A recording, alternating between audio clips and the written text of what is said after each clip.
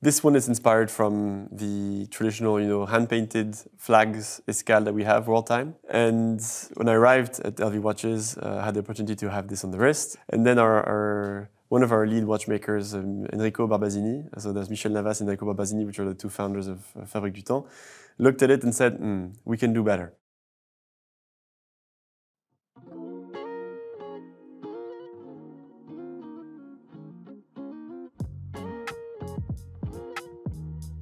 All right, Jean, thanks for joining us today. For those who might not know who you are, can you tell us a little bit about yourself? What do you do here at Louis Vuitton? Thank you very much for having me. Yeah.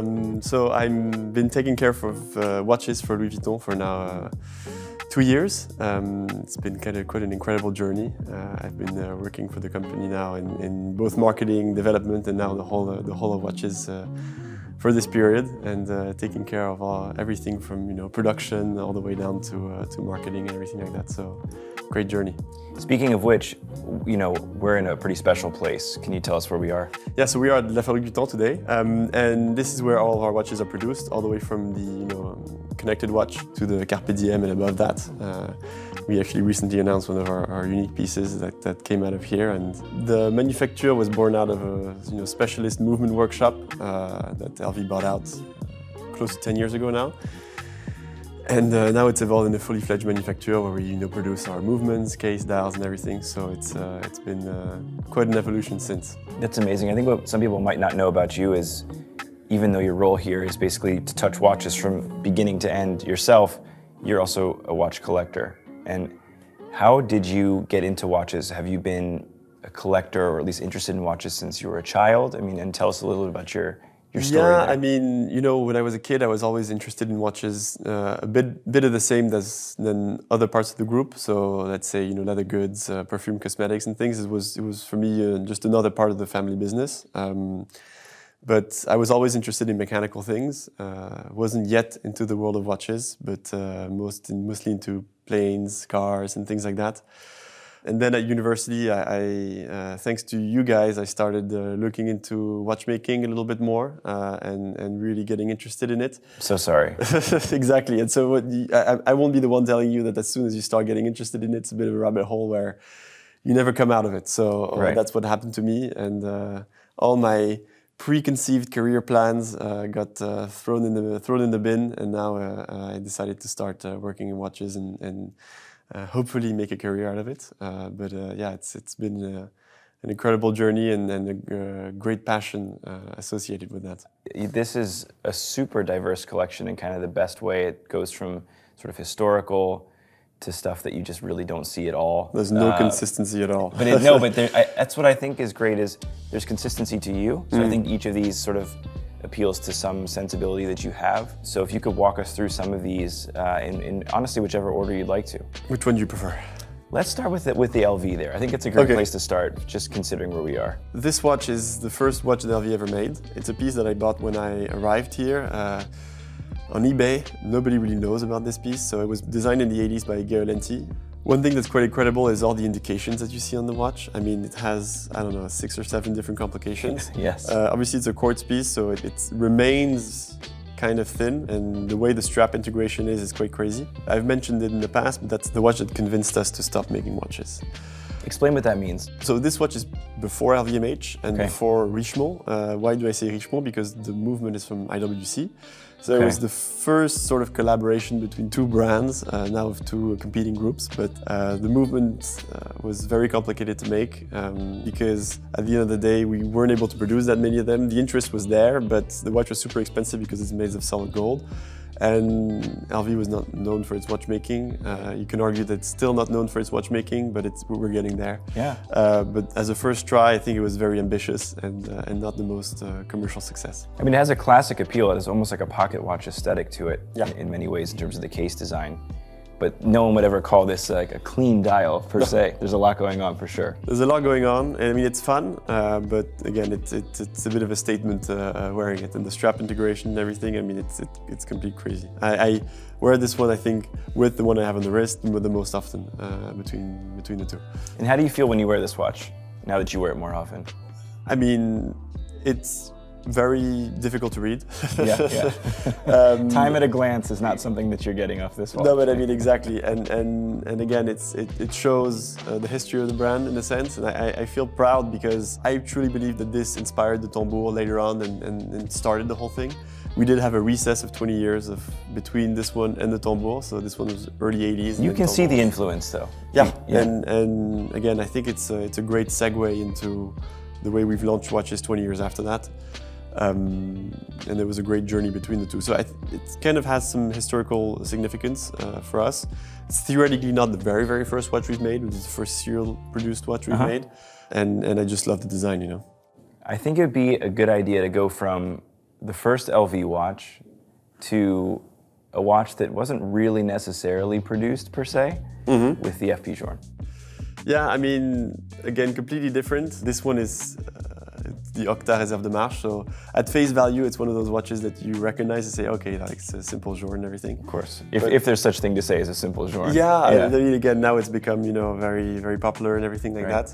But it's kind of when you turn it over that you realize what lies behind it. Obviously, it's a brass movement watch, but this one is actually the prototype, so one of three known, actually. I think one of three altogether. Yeah. And I fell upon this one quite randomly, where someone was like, it was before, you know, the whole Journe hype and everything, before Chanel actually took 20% in the company. And someone was like, oh, you know, there's this prototype that's interesting. Do you want to buy it? And I was like, well, is it real? Is it like a legit thing? You know, the Côte de Genève on this watch are completely off. You know, they're not aligned and they're completely different. I didn't really understand the piece initially, and then, you know, a friend of mine convinced me to buy it. And I went to see Journe with it to get his opinion on it. And he looked at it, laughed, and was like, oh my God, I love this watch. I remember making it, etc. And I asked him, you know, why he put the date wheel in blue, because usually the date wheels on these watches are black. And he was like, I was experimenting with blue, it didn't end up working, but you know, I left it on this watch, etc., etc. So, you know, the story behind this watch is the dial was actually not original to the watch. It was changed in 03, and I think it belonged to one of the board members of the company. And, you know, he changed the dial in 03 because his dial was completely oxidized and things, and it really didn't look like much. But this is kind of my pride and joy. I'm very happy to have bought this at the time I bought it at. And this one's never leaving me. It has a unique serial on the case back, yeah? Yeah, prototype 00A. That's really something. And to have it verified by Francois Paul is probably pretty special. Yeah, no, for sure. I got the certificate for it and everything. Yeah. It's a fun piece. And again, one of those that you wear, people think, okay, it's a Journe, like great, but you keep the story to yourself. You're and right. That's what I love about these watches as well. People realize obviously that the Journe is an important piece in things. It's not the most complicated Journe that's out there, far from it, but still it brings a lot to the table. You know, I want to move from here to another watch, because when you talk about the fact that this dial was swapped out in 03, but it doesn't necessarily change what makes the watch special. You have a really interesting Patek in the collection over there that kind of knocked me out when I looked at it, and I'd love to hear some more about it. This piece is a bit of a special one. I actually saw it through a friend of mine.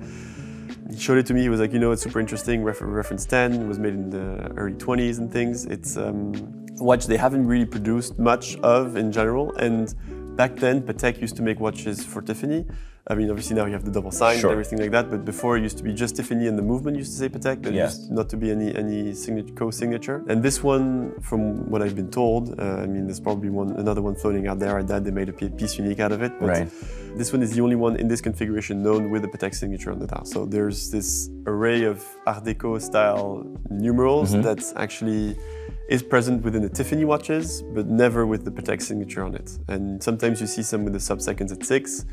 This one is a very clean look because you don't have the sub-seconds. You have no seconds, yeah. No seconds at all. And you know, the watch, just the winding of it feels so old and you know, worn out. This probably falls under the antique side of things, for sure. It's seen a few touch-ups here and there over the years. You know, it's been serviced in the 70s, and a couple things on the dial have been updated. Lug was resoldered and stuff. So it's not, you know, the sort of perfect quote-unquote example that's stayed in the safe for close to 100 years. But still, I feel like it's one of those time capsules where you think, you know, the condition is quite amazing. You still see the hallmark crisp and clear, and the watch is 100 years old. I mean, how incredible is this? It's amazing, and really I'd like to stay on that point. I mean, why, in your collecting perspective, does that not bother you? I mean, we talked a bit about how it was reloomed, but reloomed with tritium. And yeah. That was done over 40 years ago, most likely, and it's aged itself, you know, again. Had I had a watch that was a perfect time capsule from the past in this condition, I don't know if I would have worn it as much, just because I'm afraid of scratching it, wearing it, and damaging it. You know, now I know that there's been a few alterations here and there, and I'm never going to sell it anyway. But even if I bring my own alterations in the future, that's fine to me. You know, it's beautiful now. Really enjoy wearing it, and that's for me the key to collecting as well, is ensuring that you have a watch that's that you're able to wear. Of course, and the case back I think is also pretty interesting. Yeah, I mean there are two things. One, they put the Patek logo upside down, so I believe that might have been a mistake. Yeah. Obviously, it's been verified by Patek and everything is fine. And there's one hallmark as well from Geneva back in the 20s, which has a deer on it, which I think was only used for a couple of years and things. So it really shows that the watch was produced in 1926 and everything is legit. But I love this design, you know. I think we should stick with Patek for the time being, because this is quite different from the other one in your collection, I would say. Again, a vintage one, but not from the same era. Yeah. A little later in time. Yeah, I mean, kind of a holy grail to me. Perpetual calendar chronograph is probably the most iconic complication at Patek. And the story behind this watch is actually quite fun as well. This was a COVID find. Okay. I love this phrase, COVID find. Yeah, it's a watch I found online, and I was looking into second series 3970s. I was really into it. I was really looking at yellow gold, rose gold and stuff. But the platinums and the white gold ones are quite difficult to find. They haven't done that many of them, and especially with those large hallmarks, which are quite crazy. I love the Dauphine hands with those sort of baton markers and stuff. Yeah. And it's not something you see very often. And so really started digging deep, looking at articles, looking at people posting them and stuff, and saw a guy from France actually that was posting this online, and thought to myself, you know, I need to find this, I need to get one. Started texting him, and he was like, oh, you know, I don't wear it that much. I was like, okay, well, sell it to me. Yeah. He's like, nah, I'm not so sure about it. No, we met online, and let's try to get to know each other a little bit more. Sure. So met the guy, super nice, great collector, and then, you know, when I showed renewed interest in this piece, he was like, you know what, I never wear it. I'll sell it to you, and you can get it serviced and wear it. So that one I wear quite often. The condition's also incredible. And you know, the hallmarks and things and the movement, I mean, it's just everything's incredible with that. I'd like to take a look at the Longa, because it's just sort of like shimmering at me, and I think that it's just begging to be talked about at this point. Yeah, I mean, I'm not usually a Longa fan, but that's the watch that made me discover the brand altogether because of the dial. So this one I feel is like the most whimsical of them all. Yes. So it's the first time I've seen an aventurine dial on a watch. It probably was made before as well, but still, it's the first time I've seen it in such a great length. Love the watch, and that's how I fell in love with the movements of Longa in the first place. Obviously the German silver, all the finishing and everything. Everything about this watch is superlative. And the fact that they put as much attention as in their entry level as in their, you know, grand comps is quite incredible to me. So it's a great, actually it's a daily wear. People say it's a cocktail watch and everything like that. That's an everyday watch for me. And I really enjoy wearing it because it just sparkles. People ask questions about it. Of course. And the hands are just beautiful. The interaction, you can read the time super well. It's one of those crazy pieces that I really like. Going into a different direction here, there's a watch that most people might not really know about. This one is an only watch actually, from a brand called Crayon.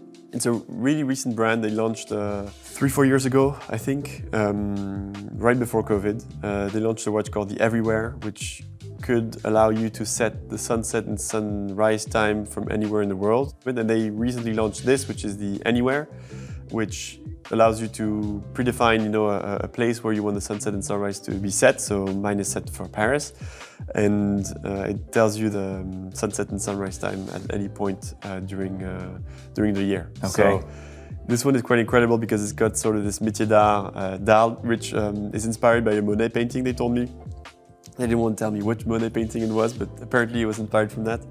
And that doesn't actually say their name on the dial. It only says only watch, and I find that quite an incredible piece. When I first saw it, it was really insane.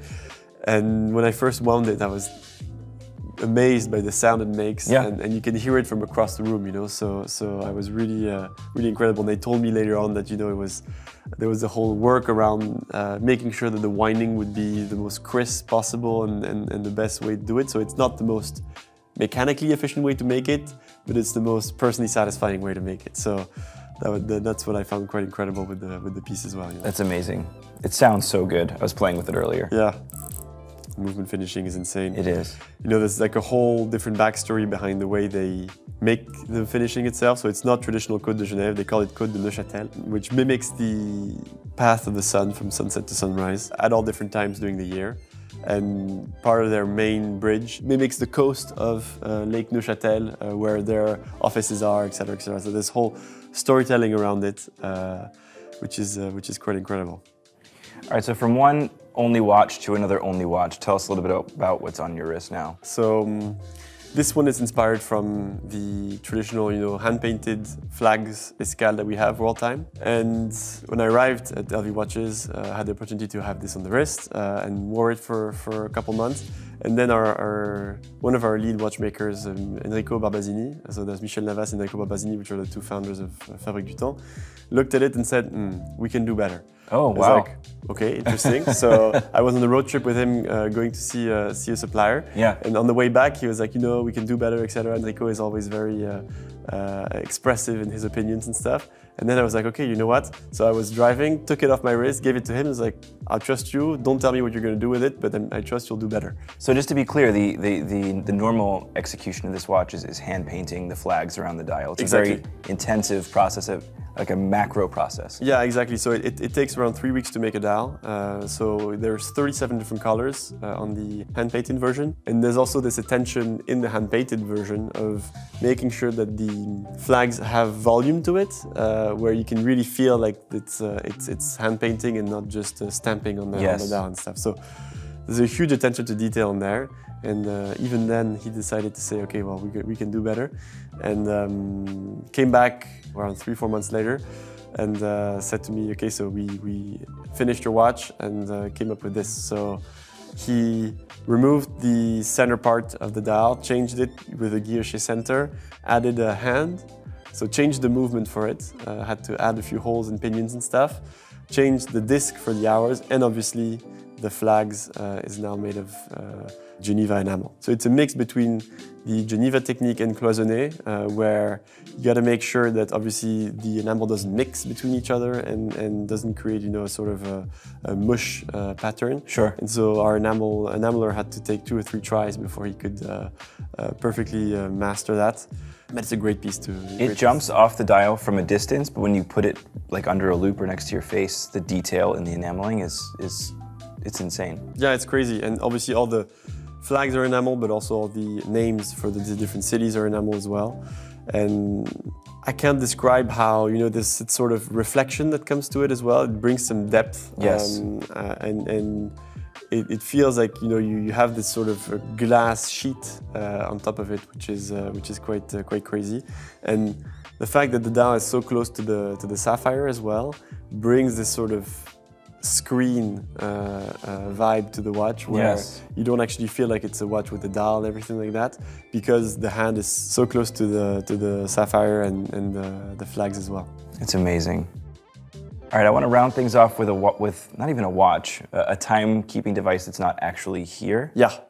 It's pretty esoteric, and it takes an actual collector to even want to pursue something like this. I'll say nothing else and let you take it from here. So this one, like, obviously I couldn't bring it here because of the sheer size of it and everything, but it's a Patek T2 modular timing system. So obviously in the 60s, Seiko comes in with the quartz technique. And, crisis in the watch industry, everybody knows that. And Patek came out of it thinking, okay, we need to enter quartz like crazy and go at it 100%. So what came out of it was those huge towers of modular timing systems that were assembled in racks, you know, of Sure. different types of timing mechanisms that you could put in it.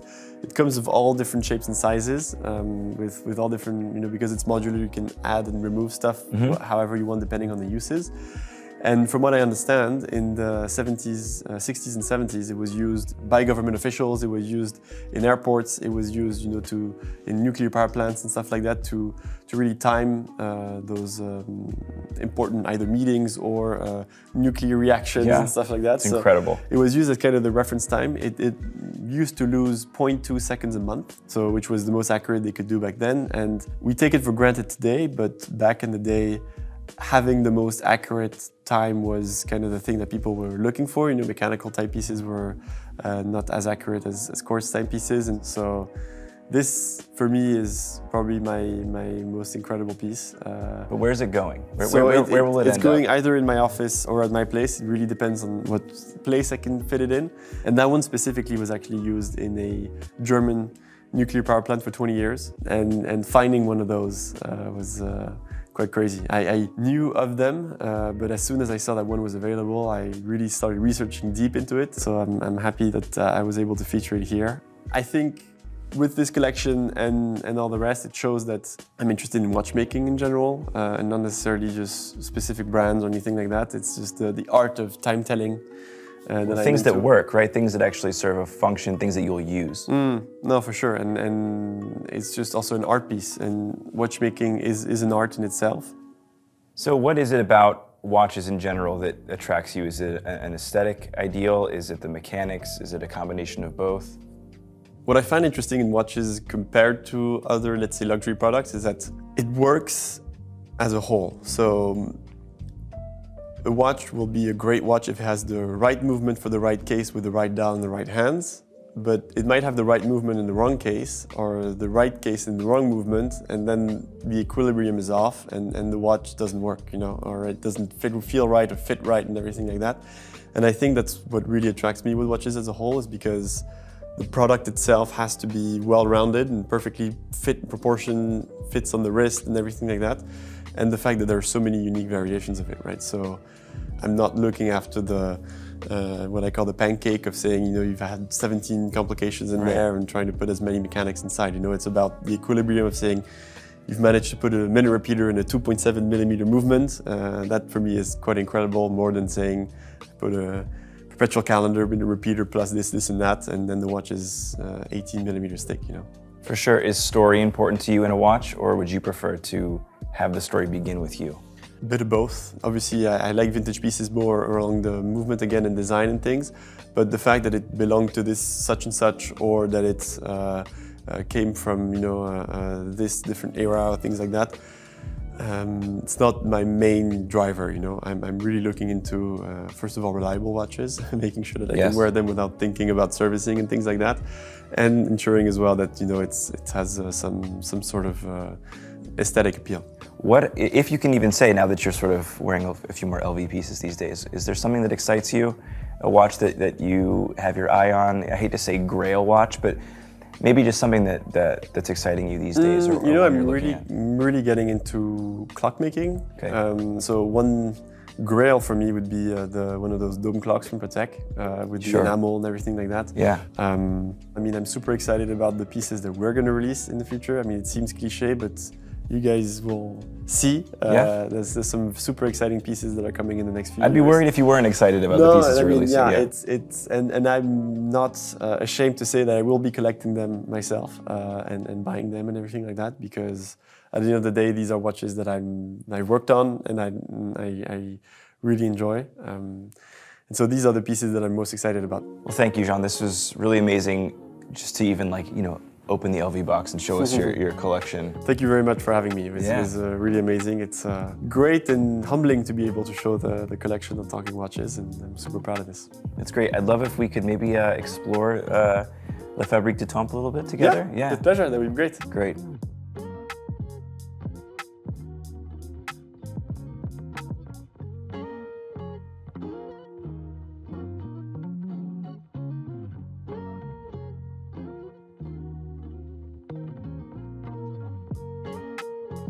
So tell me about the Louis Vuitton watch prize.